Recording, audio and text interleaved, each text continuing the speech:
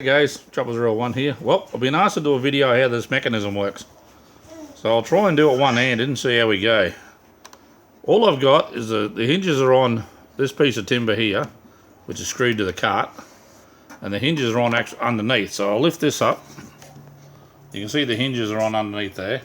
Sorry about it being a bit dark. And then the triangle hinge is on here. This here to there is the same width as this. This one down here didn't really matter too much. I just measured it out, and Anthony just cut it all out for me. I've put a little screw under here, so when I open this up, it's a bit hard to do one-handed. I push it back, and the screw locks it in, just like that. Just like that. So you can see the screw there. So that way this can't swing back.